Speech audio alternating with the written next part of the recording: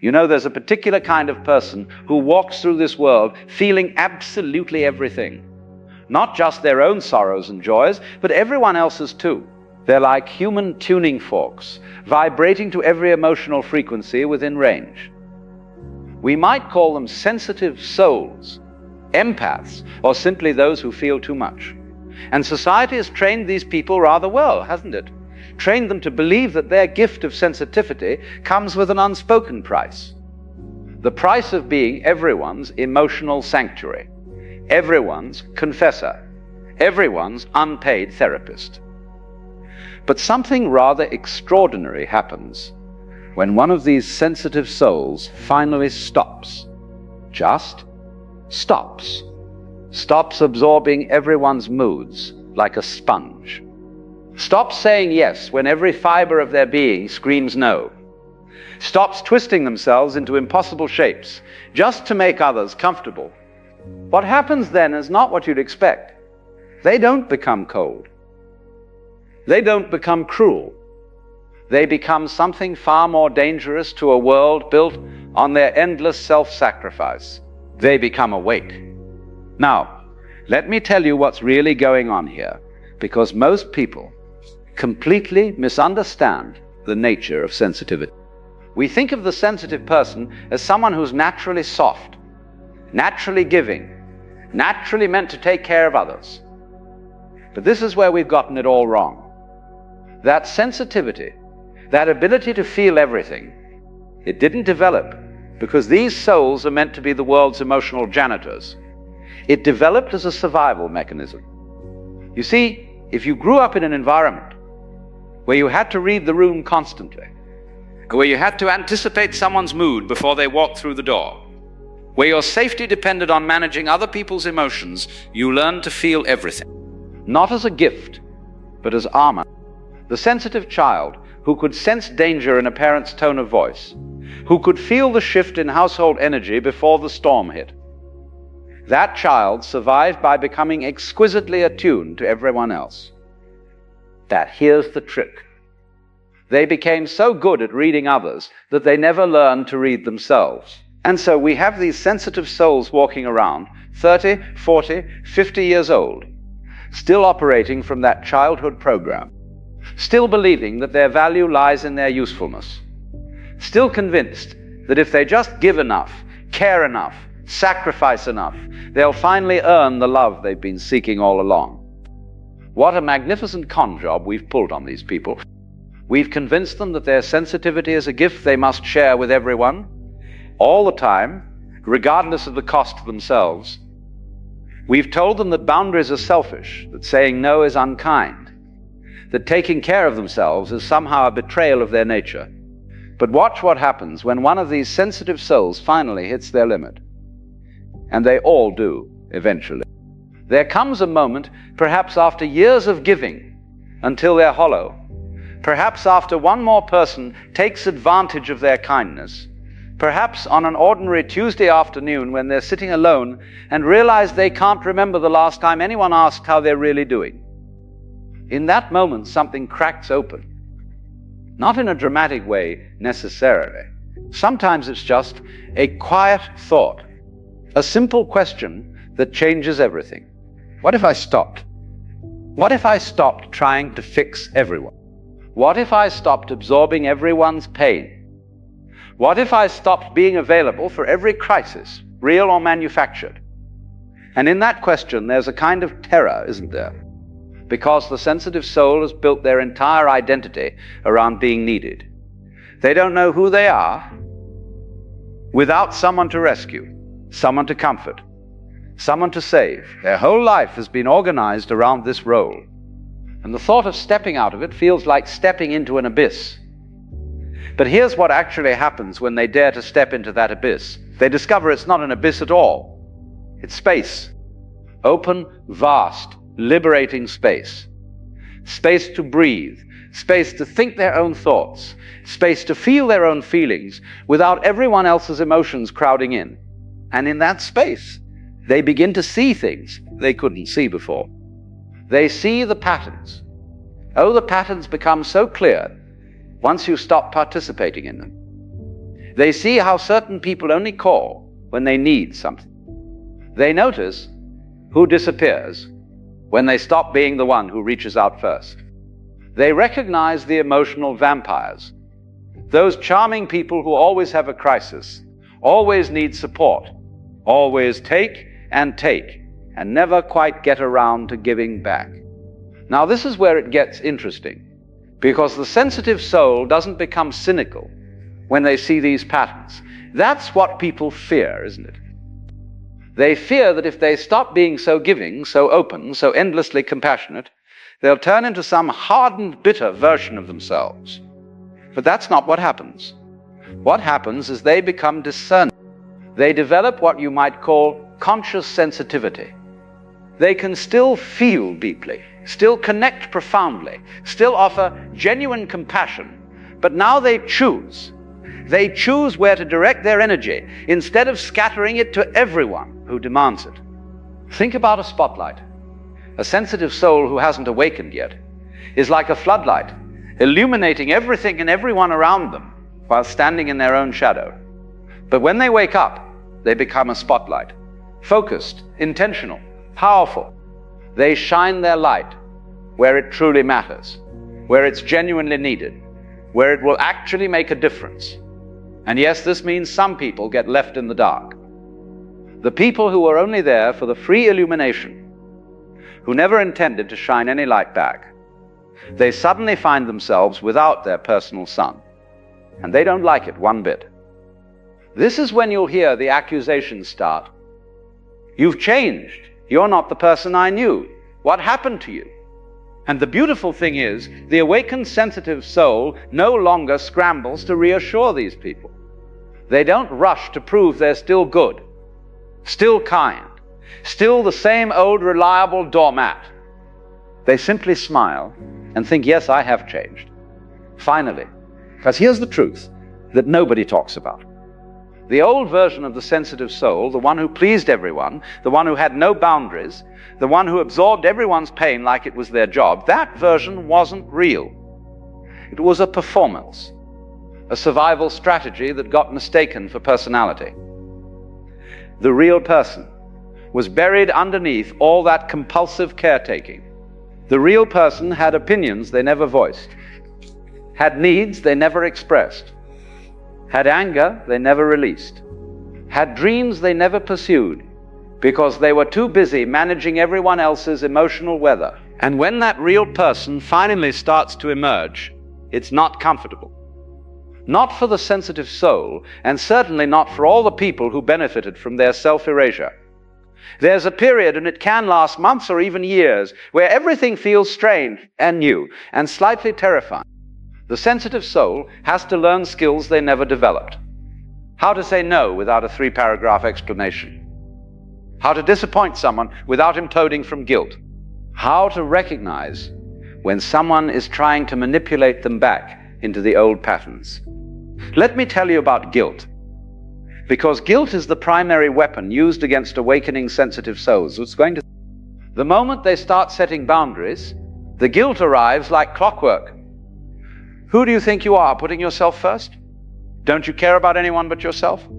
I thought you were a good person. And the sensitive soul, who spent their entire life proving they're good enough, feels that guilt like a knife.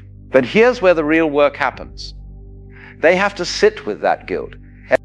They have to feel it without immediately trying to make it go away by reverting to their old patterns.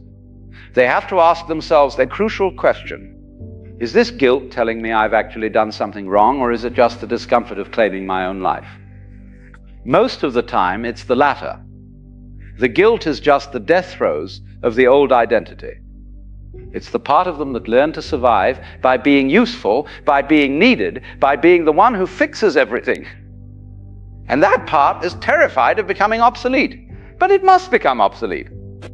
Because, you see, the sensitive soul cannot become who they truly are while carrying everyone else's emotional baggage. They cannot discover their authentic self while wearing the mask of the perpetual pleaser. They cannot hear their own inner voice while amplifying everyone else's needs. And so begins what I call the great sorting, Relationships that were built on the sensitive soul's endless giving start to crack. Some will evolve. The people who genuinely care, who actually see the sensitive soul as a whole person rather than a resource to be extracted, these people will adjust. They'll respect the boundaries. They'll celebrate the changes. They might even feel inspired to look at their own patterns, but others will resist. They'll push back against simply. Used to be speaking impossible house. They'll try guilt, anger, manipulation, whatever it takes to get their emotional support system back online. And this is where the sensitive soul faces their biggest test. Can they hold their ground, even when people they care about are upset with them? Can they disappoint others to stay true to themselves? This is not an easy thing. The sensitive soul has been trained since childhood to believe that other people's comfort is more important than their own authenticity. They've learned that making waves is dangerous, that standing up for themselves is selfish, that their needs don't matter as much as everyone else's. Breaking this conditioning requires something like courage. Not the dramatic kind of courage, but the quiet, everyday courage of choosing yourself when every cell in your body has been programmed to choose others. Watch what happens to the body when a sensitive soul stops people-pleasing. This is fascinating. For years, maybe decades, their body has been in a constant state of stress. Their nervous system has been processing not just their own emotions, but everyone else's too. They've had headaches, stomach problems, exhaustion that sleep doesn't cure. Their body has been screaming at them to stop, but they kept pushing through because everyone needed them. But when they finally stop, when they finally start saying no, when they finally create boundaries that protect their energy, the body begins to relax. The chronic tension starts to release. The mysterious aches and pains begin to fade. Sleep becomes deeper, energy returns. It's as if the body finally exhales after holding its breath for years. And this makes sense, doesn't it? The body was never meant to process everyone else's emotional waste. The sensitive soul has been functioning like an emotional sewage treatment plant, and their body paid the price. When they stop taking on everyone else's stress, anxiety, and pain, their physical health naturally begins to restore. Now here's something crucial to understand. When a sensitive soul awakens and starts seeing the truth, they don't lose their sensitivity. This is what people fear, and it's simply not true. They don't become numb or disconnected or cold. What happens is their sensitivity becomes conscious rather than compulsive. Before awakening, they absorbed everything automatically, like a sponge in water. They had no control over it. Someone was sad, they felt sad. Someone was anxious, they felt anxious. Someone was angry, they felt responsible for fixing it. But after awakening, something shifts. They can still sense all those emotions. Their radar is just as accurate, maybe even more so. But now there's a pause between sensing and absorbing. A moment where they can ask, is this mine or theirs? Do I want to take this on or let it pass through? They develop what you might call a selective membrane, permeable enough to remain connected, but strong enough to remain themselves. This conscious sensitivity becomes their superpower. They can walk into a room and instantly read the energy, but they're no longer knocked over by it. They can listen to someone's problems with genuine compassion, but they don't leave the conversation carrying those problems. They can love people deeply without losing themselves in the process. This is the gift that was always meant to emerge from their sensitivity.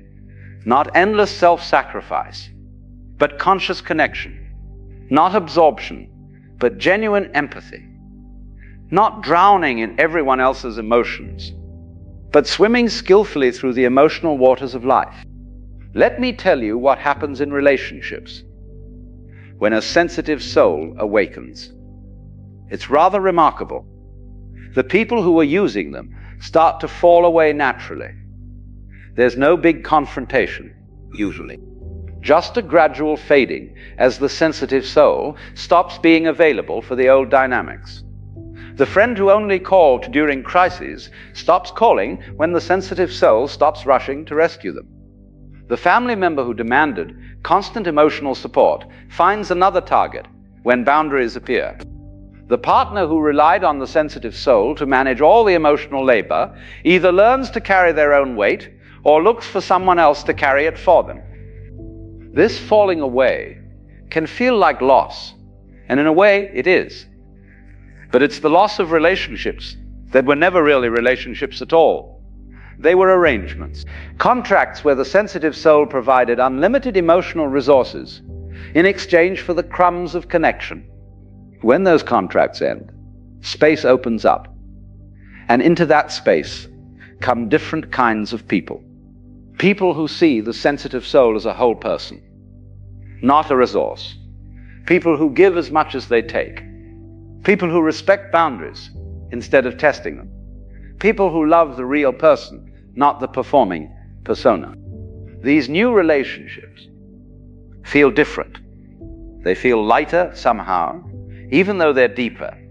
There's less drama, less crisis, less exhausting emotional management. There's more ease, more reciprocity, more genuine joy. The sensitive soul discovers something astonishing. Real connection is actually restful, not draining. Love that's genuine doesn't require you to abandon yourself. True friendship means both people take care of each other, not one person doing all the caretaking.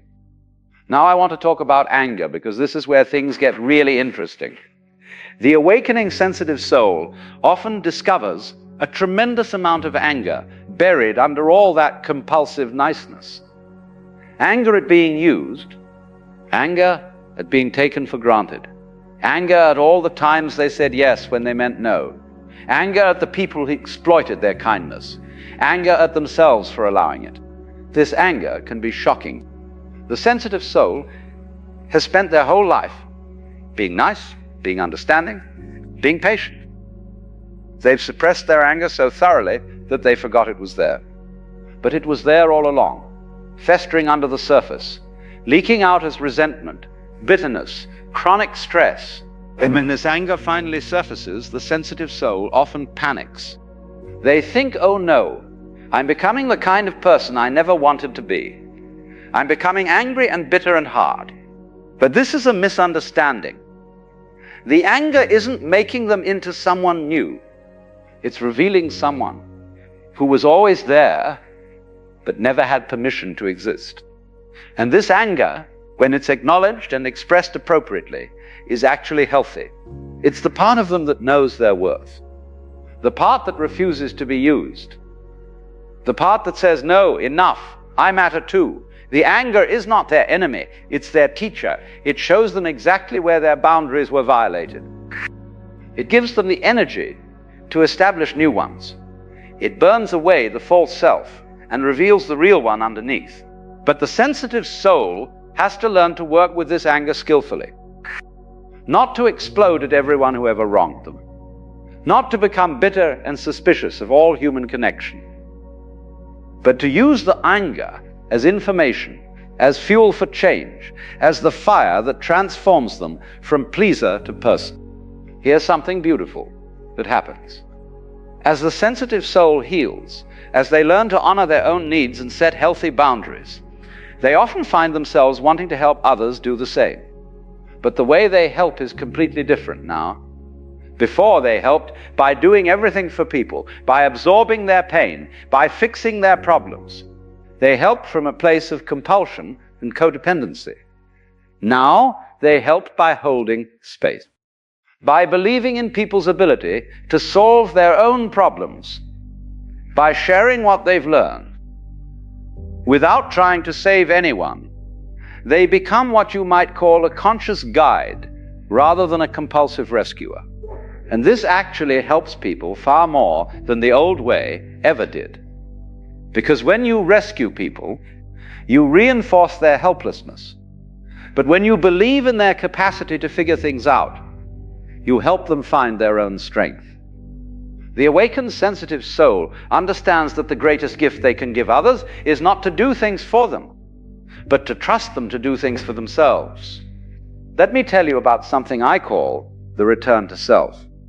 After the initial awakening, after the boundaries are set, after some relationships end and others transform, there's a period where the sensitive soul has to learn to be alone with themselves. Really alone. Not lonely, but in solitude. For the first time in their life. There's no one they're trying to please, no one whose emotions they're managing, no one they're performing for, just them. And this can be uncomfortable at first, because without all that external noise, they have to face their own thoughts, their own feelings, their own desires. They have to ask themselves questions they've been avoiding. What do I actually want? What do I actually think? Who am I when I'm not being useful to someone? These questions can feel terrifying because the sensitive soul has spent so long defining themselves through others that they don't quite know who they are on their own. But this is where the real treasure lies. In that solitude, in that space where they're not performing or pleasing or fixing, they begin to meet themselves for the first time. They discover their own preferences, their own opinions, their own quirks.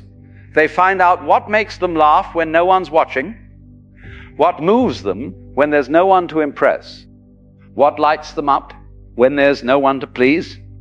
They discover that they're interesting, that they have depths they never had time to plunge, that they're actually quite good company. And something wonderful happens. The sensitive soul falls in love, not with someone else, but with themselves. Not in a narcissistic way, but in a gentle, appreciative way.